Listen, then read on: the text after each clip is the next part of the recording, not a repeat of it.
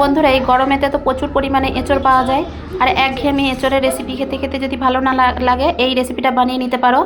তার জন্য আমি এখানে নিয়েছি কিছুটা এঁচড়, ভালোভাবে কেটে ধুয়ে পরিষ্কার করে নুন হলুদ দিয়ে সেদ্ধ করে নেব। সেদ্ধ হয়ে গেলে পরে এঁচড়টা নাবিয়ে নিয়ে ঠান্ডা করে নেব। এখন কড়াইয়ের মধ্যে অল্প তেলের মধ্যে এঁচড়গুলো ভাজা করে নিচ্ছি। ভাজা হয়ে গেলে উঠিয়ে নিচ্ছি। আবারও কড়াইতে কিছুটা তেল দিয়ে ডুমো ডুমো করে কেটে রাখা পেঁয়াজ দিয়ে হালকা ভাজা করে উঠিয়ে নেব। আবারও তেলের মধ্যে দিয়ে দিলাম শুকনো লঙ্কা, গোটা জিরে, আর এখানে কিছু মশলা বেটে নিয়েছি, যার মধ্যে রয়েছে টমেটো কুচি, আদা রসুন বাটা, গরম মশলা বাটা, পেঁয়াজ বাটা, আর রয়েছে কাজু পোস্ত বাটা।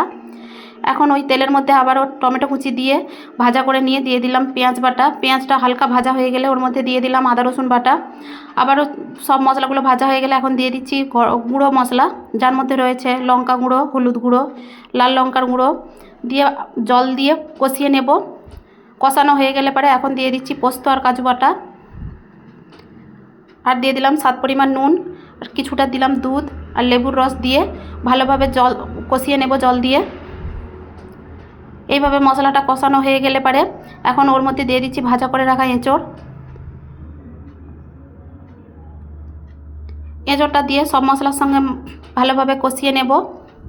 এইভাবে অল্প অল্প জল দিয়ে ঢাকা চাপা দিয়ে ভালোভাবে কষিয়ে নেব এঁচড়টা।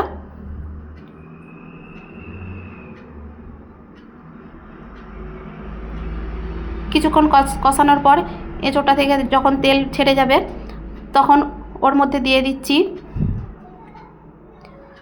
ডুমো করে ভাজা করে রাখা পেঁয়াজটা দিয়েও সব উপকরণের সঙ্গে মিশিয়ে নিয়ে দিয়ে দিচ্ছি গরম মশলা বাটা। ভালোভাবে এমনভাবে কষিয়ে নেব। কষানো হয়ে গেলে দিয়ে দিচ্ছি জল, খুবই সামান্য পরিমাণ জল দিতে হবে, কারণ এটা ঝোল হবে না, গা মাখা হবে তরকারিটা। এখন ঝোলটা ফুটে উঠলে দিয়ে দিলাম কিছুটা পরিমাণ ঘি, আর ওপর থেকে দিয়ে দিলাম ধনেপাতা কুচি দিয়ে আবারও সব উপকরণগুলো মিশিয়ে নিলেই তৈরি হয়ে যাবে আমার এঁচড়ের দো পেঁয়াজা। বন্ধুরা, একবার হলেও বাড়িতে বানিয়ে খেয়ে দেখো, দুর্দান্ত স্বাদের হয়।